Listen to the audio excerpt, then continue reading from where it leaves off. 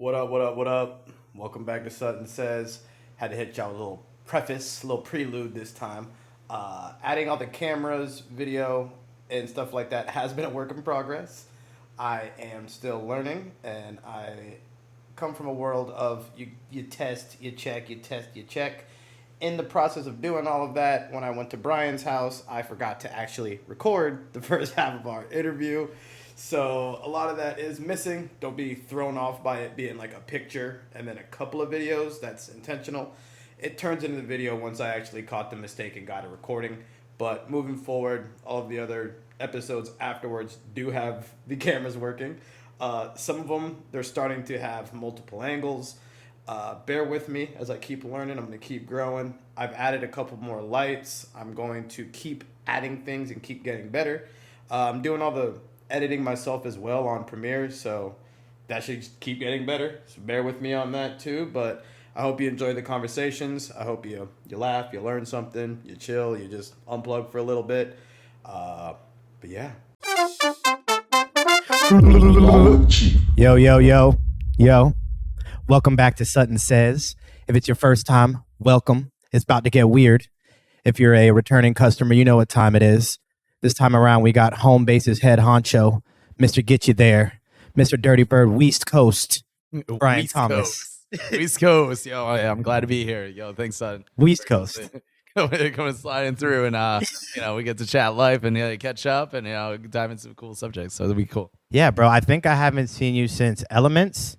Elements Festival. Yeah, that's right, man. I remember running into you there. Yeah, that's wild. Bro. Yeah, it has been a while since then. The last thing you said to me was, "Hey, man, you might want to get out of here. It's about to start raining." And I'm like, all right. And then you just dipped. And I'm like, damn, it must be really about to rain. And then they're like, little drop, monsoon. Yeah. Next thing we know, we're sprinting. There's golf carts like sliding and stuff. I'm like, damn, Brian, bro, he's really on it. I'm always prepared, man. Good. I guess that's how my business kind of functions too. So, it's kind of like, I'm always prepared on what's happening next, always thinking of the next step, checking the weather radar, checking about what's on our list to do. Yeah, it's kind of like, I guess that's kind of in my bones. So preparation keeps you ahead of the game, keeps you ahead of everybody else. Yes, sir. So I would say we met USF maybe 2010, 2011-ish. Yeah. At that point, you had been throwing parties and promoting for what, 5 years? Yeah. By that time, I was probably throwing parties for, if it's 2010, I think it was 2012, man. It was right around that time. But yeah, that was all the same year for me. I started throwing parties when I was like 16 years old, and by that time I was 21, and I ran into you. I remember you were like in I think it was I forget what that apartment building was, but you were on the balcony DJ for like some USF fraternity party, and just like the 42 North or one of those 42nd North, Street. Yeah, 42nd Street. Yeah. Just Slade, frat whatever. raging, yeah, train wrecking my dick off, just throwing it up, dude. Throwing it up. Everybody's doing keg bongs off the fucking third floor all the way down to the pool deck, and it was sick. Beer bongs, yeah. It's such a wild time to think about it. I would say not long after that, you were throwing the first nighttime pool party I'd ever seen. That was at Campus Lodge. Yeah. Campus Lodge, baby. That was 1,100 people. Yeah, 1,100 people out there. We put up some lasers. We had the DJ setups, and it was a great time. We had the whole pool deck pretty much full. And honestly, for us to pull that off over about USF, there wasn't a lot of people doing that kind of stuff. So yeah, it was a really, really unique time. Well, at that point, everyone was doing the same standard Saturday, 2 to 6. That's the pool party. So to do it with the lasers and the boosted sound and all that, it was nuts. And for me, that was one of my first gigs that had more than 200 people at it. And they stayed and they were actually dancing. And I'm like, you know what? I might be pretty good at this. I might want to keep doing this. And then obviously kept rolling at it. But since then, you went from buses. For those that don't know, before Uber was a thing, we used to take party buses places. You would get a large group. Uber was a thing. Yeah. Bro, it's crazy when you think about it. Uber, Lyft, none of that shit was around. You either were taking the buses or, doing the other way. Taxi. Yeah, taxi. You're going to taxi, you're going to drive and get a DUI because this is the DUI capital, or you're getting on the goddamn bus. And the bus is $20. Yeah, it's $20. There and back, probably some alcohol and some food on it. But as soon as Uber hit, that was what, 2014, 2015-ish? Buses evaporated.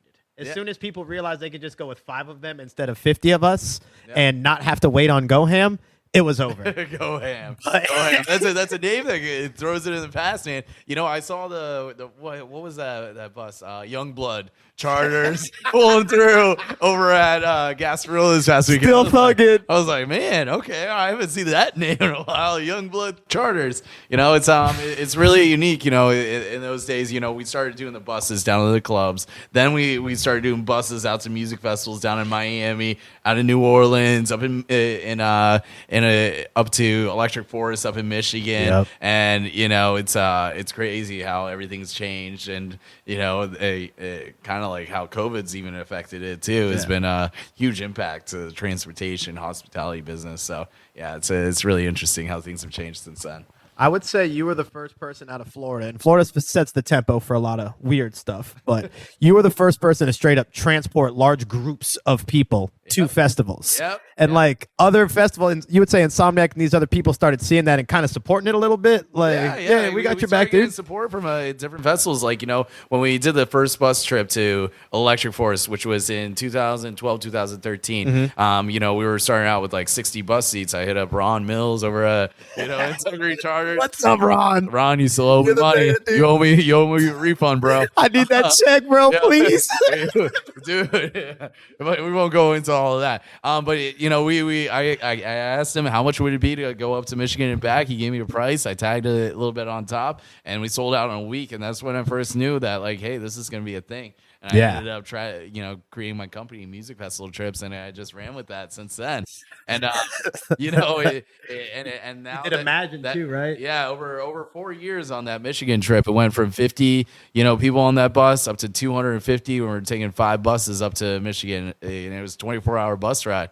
Man, it wasn't easy. That's a mission with some stinky ravers, dude. Stinky ravers. Yo, you know what? Like we're family, man. No, I know. And that's why I can say it, because I've been a stinky raver. I might be a stinky raver next week for all I know. I just know when the 1 or 2 people on the bus forget their deodorant or they just didn't shower, it makes it a little tough. And you don't want to, like, you know, make anybody feel bad because we're all excited and we're all in the vibe. Yeah, you know, once everybody go into the gas station for a little break, we hit that thing with aerosol, and we keep it going. Wait, what's that? Ozium. Ozium. Yeah, y'all stank. That shit, yo, it's cleared out. Yeah, or they take. I'm one of them. My shoes come off, and if it's the wrong shoes, like shit, I didn't know they actually smelled like that. It happens. Especially after those camping festivals and everything else. So. I was gonna ask, how was the way home on a lot of those? The way home is usually very quiet. Yeah. Very quiet. I was like, man, and I would always look over at Eugene, who was our driver at the time, and he'd be like, man, they had a really good time. Sleeping.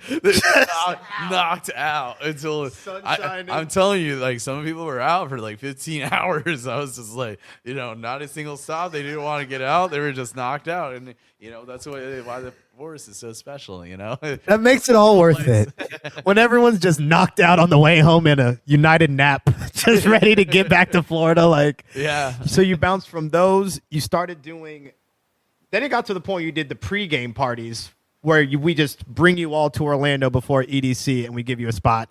Now it's become, we have our own festival outside of that, plus got picked up by a couple of nice guys that like contract you out to do their parties, correct? Yeah. So, you know, the way it's kind of evolved is like, you know, with the camping festivals, then we started building into hotel ticket transportation packages, and then, you know, we did all of them. Buku, you know, Tomorrow World, you know, Life in Color Festival, Base Lights down in Miami was Base Nectar versus Base Lights. I remember it was such that. a good time, you know. That's And really, like, you know, they kind of built over the years with Imagine Festival too.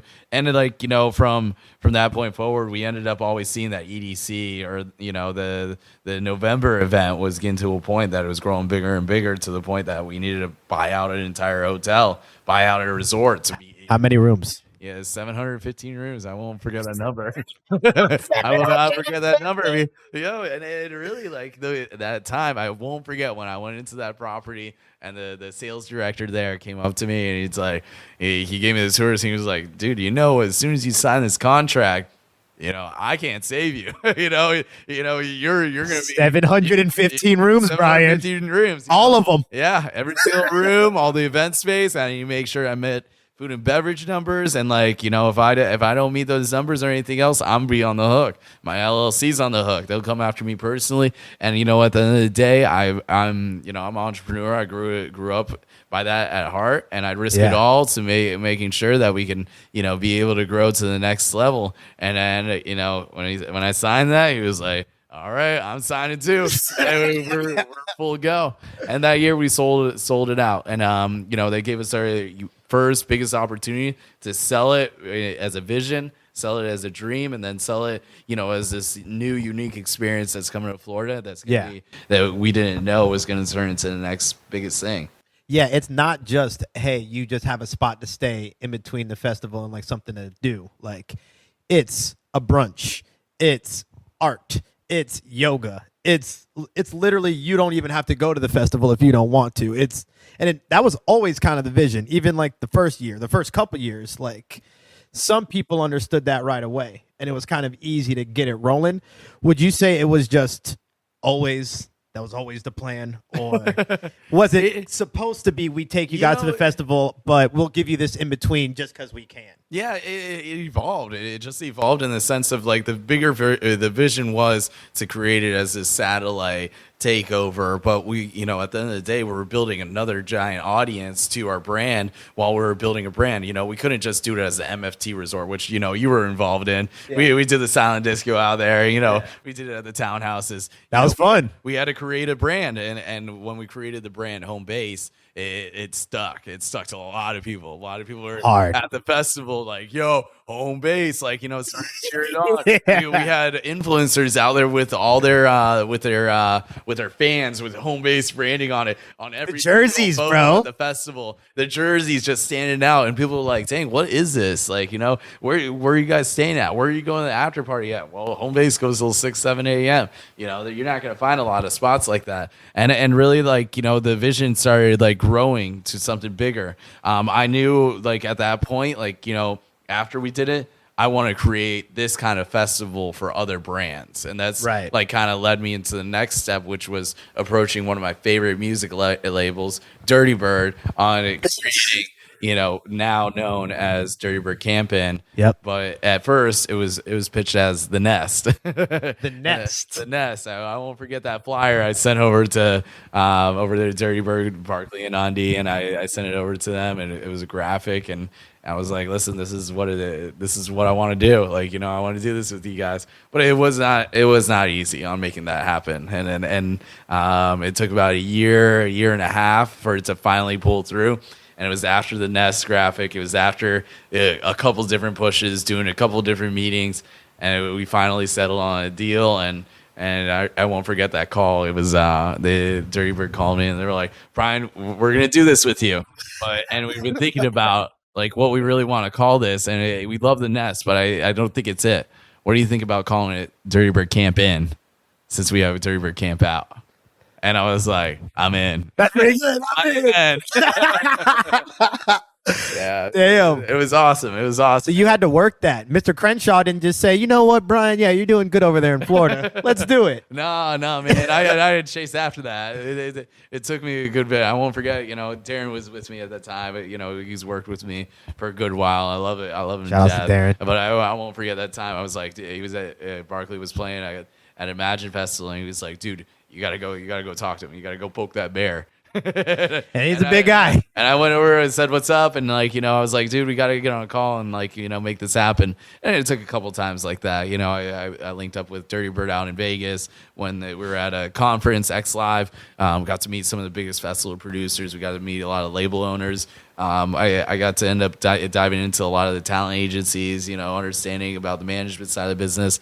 And then, you know, I figured out how I needed to make this deal happen. And, you know, a lot of different conversations had to happen until we were finally able to settle on it. To close it. Yeah, to close it. And it really, when we settled that in 2019 going into 2020, yeah, it was like we were all full sends. We were all stoked about it. And then, of course, COVID hit. Yeah, we And don't then- even talk about that. and 2020, we just erased that. and I tell you what, like I was like, I'm not letting this go down. Like we were hearing that, like, you know, we're gonna have to cancel it. We need to refund everybody. I was like, no, we need to give it time. I tell you what, give it time. We're gonna make this happen. You trusted me on making this possible and selling this out. I promise you, I trust me in being able to make this happen, even when a pandemic even happened. And we really went diving deep into making sure that this event happened. We pushed it 3 different dates. We went to May, then we went to September, then we were about to go to December. And I was like, no, let's shoot it far out, shoot for next May. And, you know, let's see what people come back as. And we settled it right there, and we went for it the following year. I'll throw a clip in right there of the May one because that one went in. Dude, that was the one that Kyle in. just played. Yeah, that shit was stupid. People were buzzing. Are you in yet? Yeah.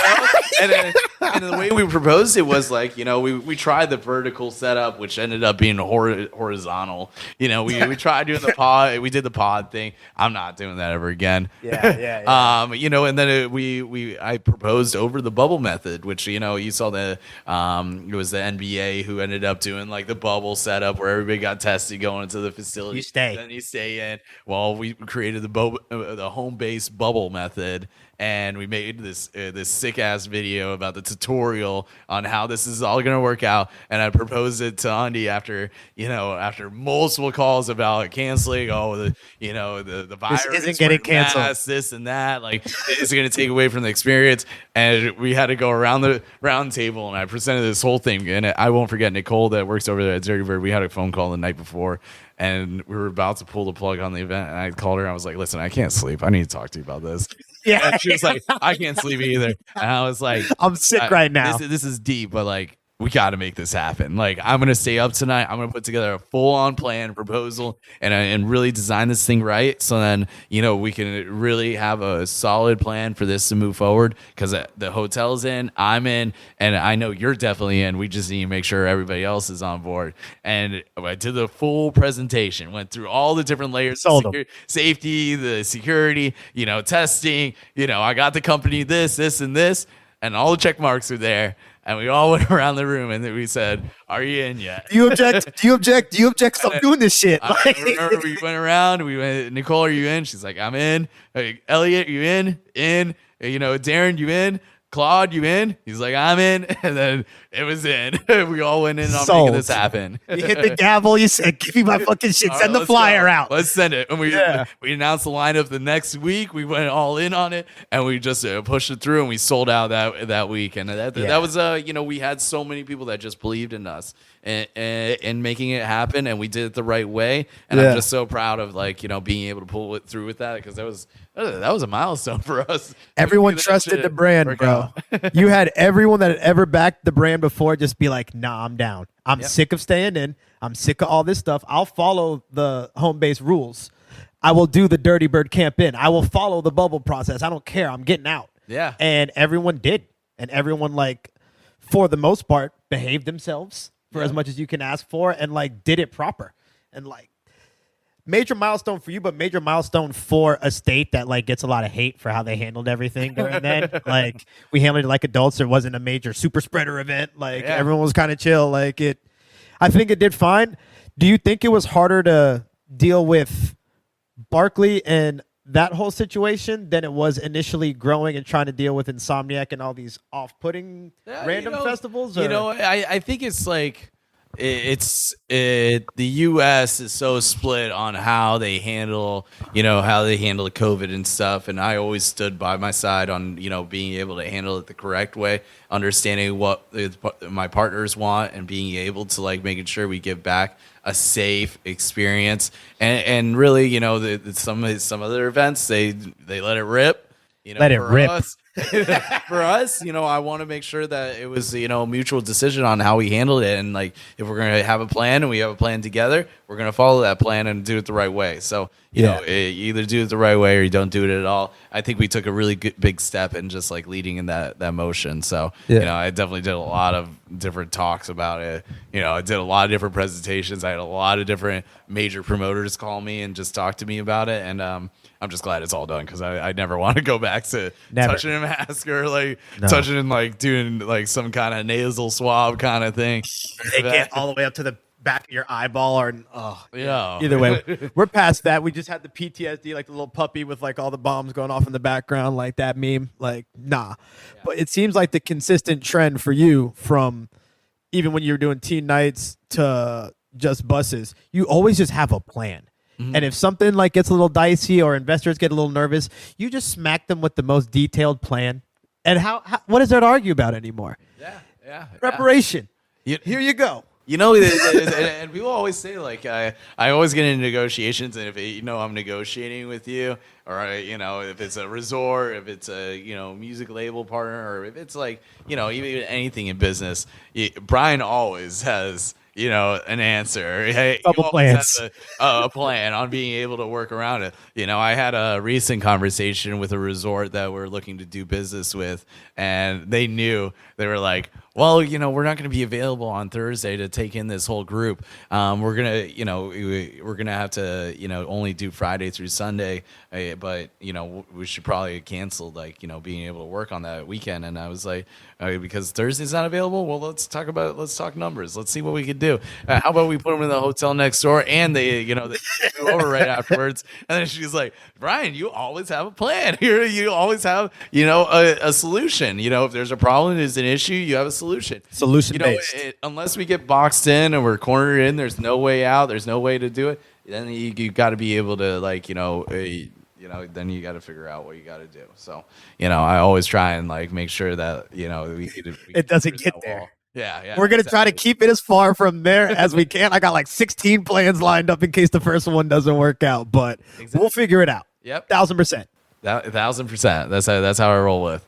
That's the only way you can kind of move large groups of people the way you do. Because it's large groups at this point. Even if you're not taking a whole group on a bus or multiple buses, you're bringing a whole group to take over multiple resorts now. It's not 715 rooms. How many rooms are you up to now? So we're doing close to about 1,000 rooms over the entire weekend for in November, and it's definitely grown to the capacity where we're doing closer to 30,000 on our number on throughout attendance through the entire weekend on each of the.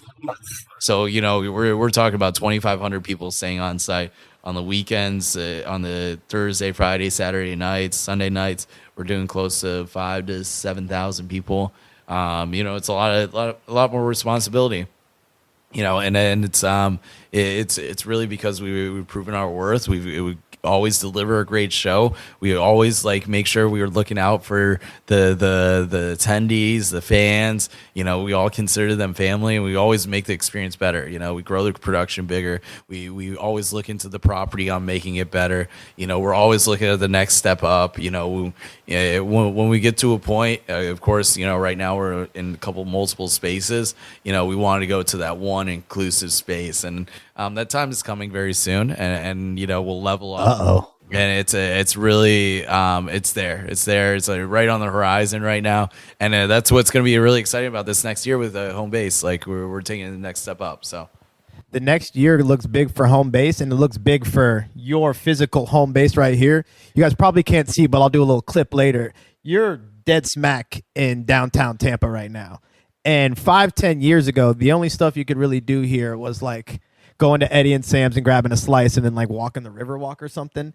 Now you have 511, you have the Hub, you have all these spots, and it's popping out here. I rave about Tampa on how it's growing. And you know me, I used to grow up in the suburbs. I was up in New Tampa, which is Gonna say born and raised Tampa for you guys that don't know. Yeah. And up in North Tampa, it's the USF. There's not a whole lot. Everything's very spread out. You got Wiregrass Mall. You got these spaces. When I made the decision to move down here, down to downtown, I wanted to be around the social. I wanted to be around, new people moving in the area. I was able to make a lot more connections and be able to grow and build my brand, my business, and what I'm trying to do. And obviously my dog's living a really great life too. Maui's crushing. But like this area is just grown and blown up. Now you got Sparkman Wharf, you got Armature Works. Park and Rec still down here. I can't believe how packed that place was on Gasparilla weekend. Still, dude. Yeah. That was the Asia Channel side. And the projects that are coming into here,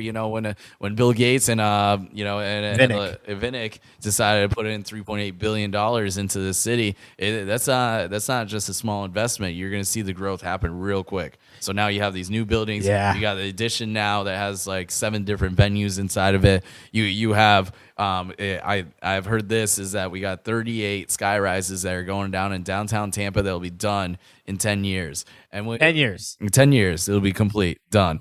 Dude, you just expanded the whole skyline. The whole skyline. And when you hear those kind of numbers, you hear about the investments that are going into the city, that's when you're going to hear huge growth. And I'm so glad that we're taking our first step, our biggest first step into the music scene, the entertainment scene, and helping it grow and flourish. And I think there's a lot of really great venues that are coming into the space, and I'm really excited to be a part of them in the sense of bringing new music, bringing new talent, and being able to like grow this area as a really good central music hub. Orlando did a good job, but I think Tampa is going to be the next hottest spot. Orlando's getting there, and I was just in the Lake Nona area. They just had like a big Hilton opening and all that stuff. Had a private party with Ellie Goulding and Paris Hilton headlining. Hell yeah. And like they have a hotel Female over there. power right there. It was fire. I loved it. I was singing my ass off. But they had a hotel right there called The Wave, which is like trying to be. It's a similar. They have Michelin star restaurants and 5-star all that, and it's cool.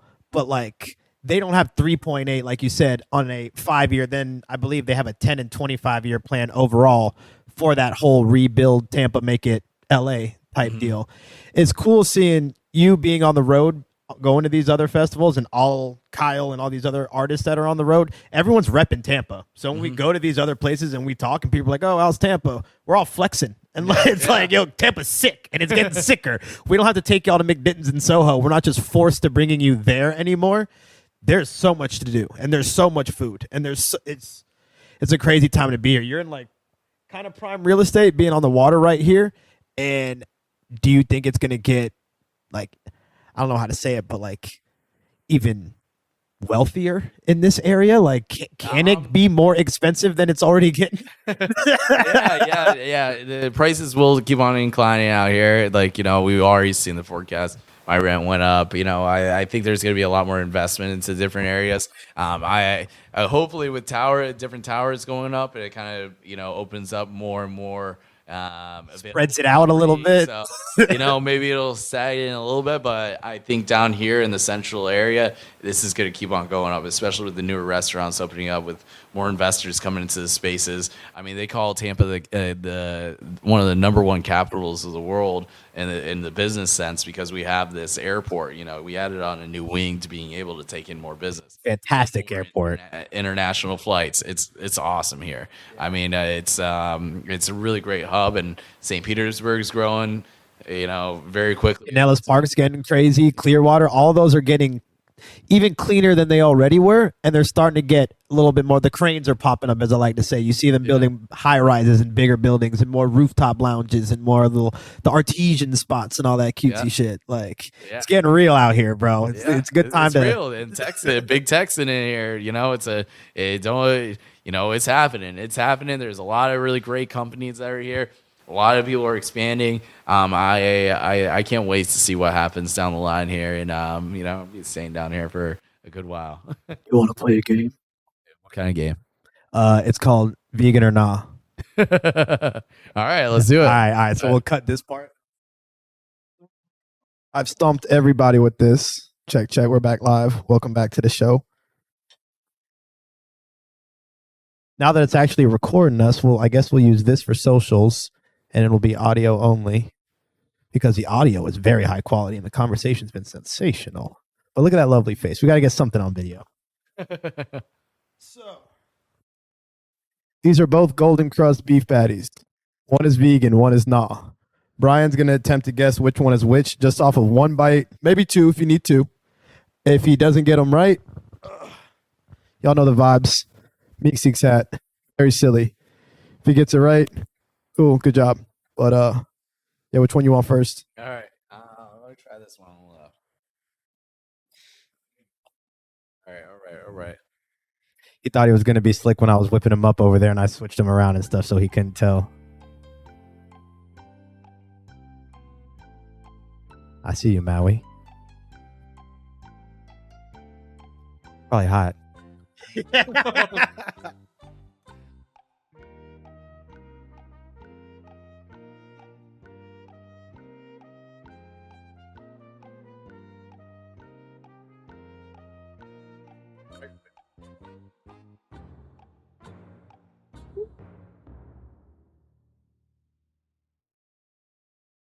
Wow. All right. Let me clear the palate.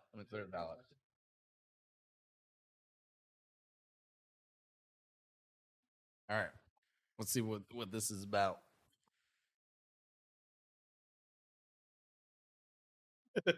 On this episode of Vegan or Naw.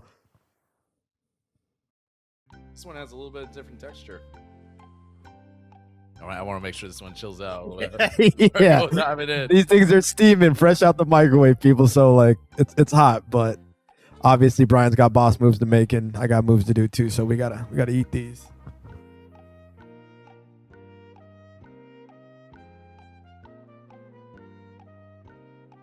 Oh, this one tastes way different, but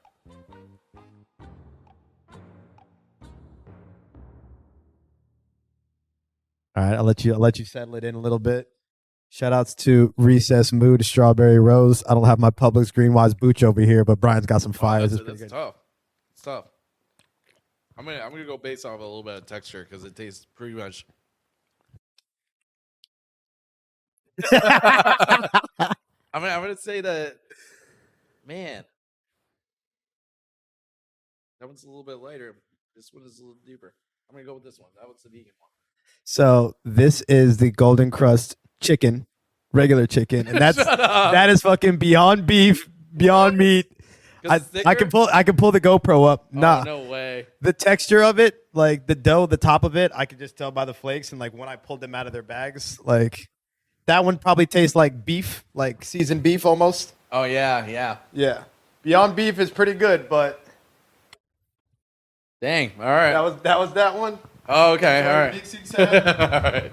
Let's do it. That's fine with me. My dog. We're 2 for 2, baby. That's what I'm talking about. Oh, that's why we do the show. All right. So now, so far this has been a pretty fun conversation. We've talked about the come up. We've talked about Brian's growth, our early relationships.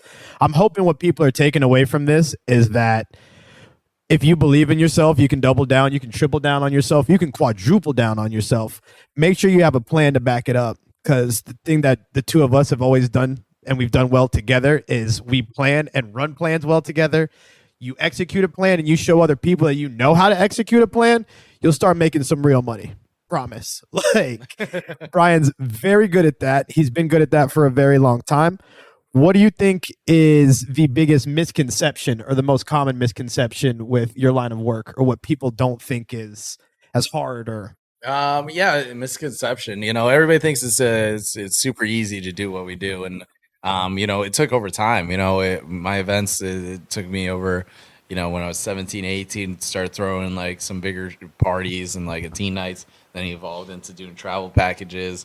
We were doing a little more low budget stuff, and like it took over time to like get to know, learn things. What I could share is like always learn from other people's experiences, and it's experience over time. That's why years of wisdom when I talk to people who are like a little higher up in the festival scene. I've been doing this 10+ years. I learned so much more. Like Pasquale. Yeah, Pasquale. You're talking to the big boss if you want to. Gary Destructo, original founder of EDC. You talk about Disco Donnie, everybody, like, they've all had their ups and downs, their failures, their wins.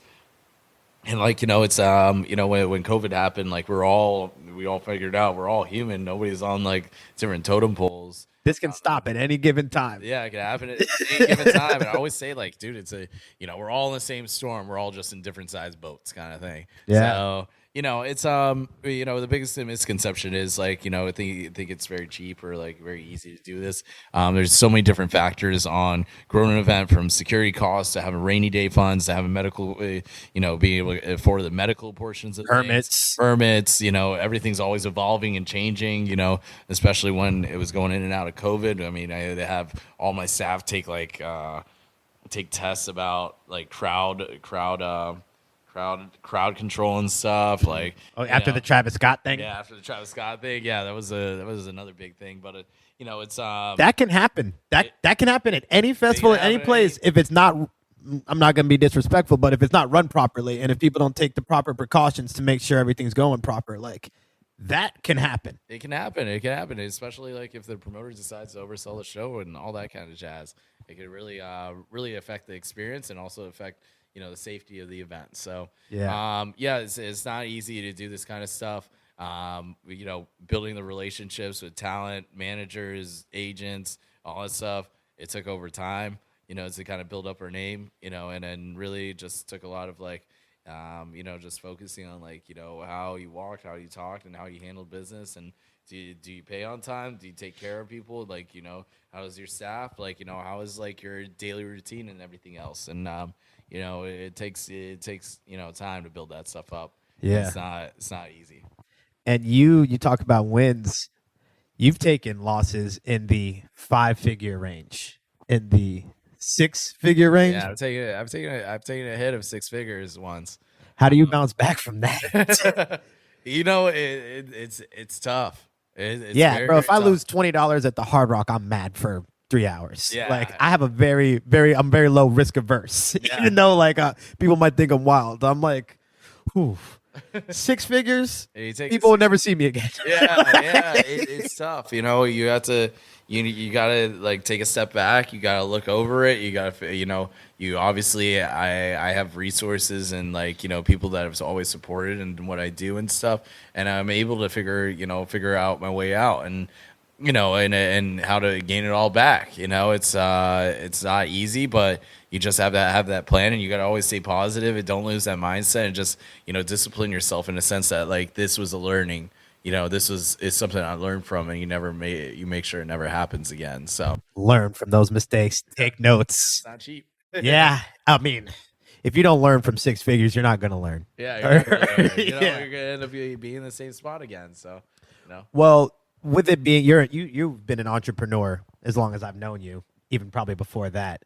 A lot of people underestimate the financial aspect of it, balancing your books, and like, yeah, I make X amount on this run, but if I don't have an event or if I don't have a gig for a while, like there's no money coming in, but I still have stuff that I'm paying out. Do you have any sort of financial advice for people that are trying to get their bankrolls up? Yeah, what's interesting is like I always tell everybody, like, you have your passion project, but you gotta always have your side hustle on what you're doing to like take care of your bills, take care of your day-to-day life, and you want your passion project to keep on growing, not spending out of it, and really one of the biggest factors is sacrificing that money that you would pay yourself out from those events and wait a bit and make sure that it goes back into the event, back into the company. And, you probably remember in between 2013 to 2016, 2017, somewhere around then, I was working at the Hard Rock. I remember. I was working in Council Oak in the steakhouse there. I was bartending, slinging drinks, and I was working, evenings from 3 p.m. to midnight, 1 a.m.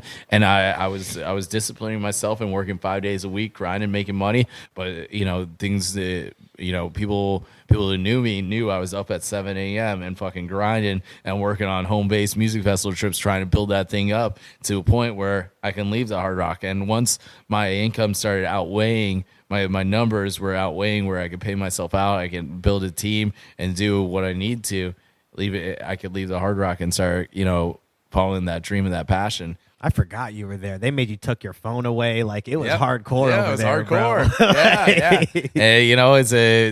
And, I never called out. I was always there on time. I grinded every day. I did a lot more than what was on my what was expected of me. And it's important to know that, like, those are small building blocks to building your like foundation, like, of who you are and what you do. And I tell you what, I learned anything that I do, anything that I did between those times, like I learned about fine dining, I learned about high class wines, I learned about food and Operating around those that kind of stuff. And people. listen, and what was great was that I was able to be able to take that into my day-to-day life and take that into my my conversations and my dinners that I would have going out at certain times. I was able to have other conversations outside of just the festival scene and just like dive into that stuff. So yeah, it's good to be able to take those foundation blocks and apply it into your day-to-day life. It's like The Alchemist, and like if anyone that's read The Alchemist, it's your glass house. It's somewhere that it's not the final stop, but it's a stop where you have to learn something from it. Whether it's something formal like an actual skill set or something intangible like that, take it, learn from it, move forward. So I guess to close it, you're talking about passion projects, side hustles, all that. What's on the horizon? What's the side hustle right now?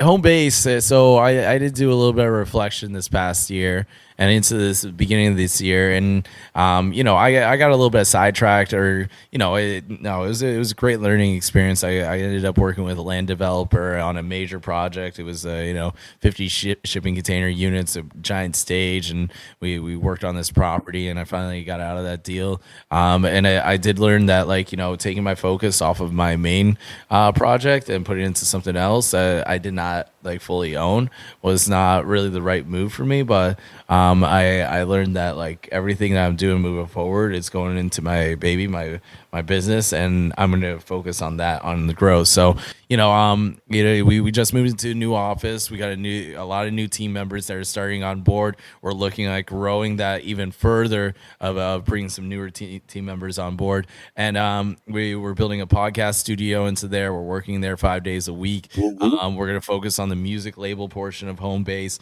We have such a great opportunity to give so many different local artists, Florida artists, people that are in the Southeast region, the opportunity to play in front of bigger artists and work with different labels, especially on home base, when we can give them that opportunity to open up or be able to build on it.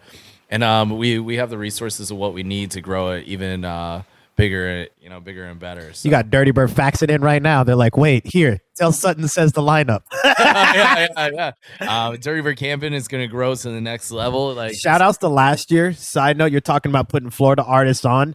You put Kyle on to DirtyBird. You linked him up with Claude there, and Kyle's playing Ultra DirtyBird stage this year. Mm-hmm. Like that. It moves fast if it's moving. That is what it's about, bro. Yeah. Claude asked you specifically about Kyle, correct? Yeah. Barkley asked me about Kyle after his show, and I think it was over at the Kennedy, or maybe it was in Orlando. But he asked me about him coming in and playing, being introduced and just checking out some of his music and stuff, and we made sure to follow up on it. So it's cool to see, because now I see him on all lineups, and obviously Ultra too. It's huge. Huge Ultra opportunity right there. And, Kyle's doing a great job. I'm proud of him. He's networking. He's doing everything the right way. I see a lot of people on what they do in this industry, especially DJs and stuff. It's not about the partying. It's about the networking and proving your worth, and producing good music and new tracks and going for a new style, and just being a groovy self. And people dig that stuff. It's and just following the audience and the crowd, and give them what they want. So. It's not that hard to be real, dude. Yeah. Just be real, be your genuine self. Do good stuff. Don't be out here partying. It'll all work out. Yeah. Any closing lines for Brian Thomas? Any closing lines? Do you want to bang them on, dog? Yeah. You want to plug the socials in, plug in the... Absolutely. If you want to, you can follow me on Instagram at the Brian Thomas. You could also follow me at Homebase. We also have at DirtyBird CampInn. A great event June 8th through the 12th. Home base in November. It's the 9th through the 13th. We have really great stuff coming up this year. I'm really excited about the team that we have on board. We are working on a new awesome app that's coming out. Y'all got an app? Yeah, it's coming out. It's going to be a lifestyle app. It's going to be an EDM app. It's going to be something that's going to be really amazing about new news. It's going to be a place where communities can come in and chat with other people. We have some really great support on being able able to build this thing, and it's taking some time, but it's gonna be something next level. And people will be like, "Yo, go on the Homebase app and see what's lineup drops exclusive on the Homebase app. Yeah. Music drops on there. Podcast drops. We're not playing on this one. Like when I say I'm going all in on this. I'll risk it all to making sure that we get this up and running, and we're gonna make a huge impact in the Florida market as we already are. But it's gonna be a bigger, deeper imprint. You'll continue making an imprint on the Florida market. Yep, Brian, bro. Love you, dog. Yeah, I love you too. That was a banger. Like, subscribe, comment, follow Brian, buy your tickets. Lineup doesn't matter. CampInn's gonna pop. All of them are gonna pop. Anything he does is gonna pop. Do you want to flex the other hat real quick? Oh, Cheeto. Let Cheeto get a flex in. Sponsors, Cheeto, tequila seltzers on board. Yo, maybe try out that Miami Vice Cheeto cocktail, dude. In a can? Fire in a can. Miami Vice in a can. There's a party in a can. All right, I'm in. He's plugged in. All right. Peace.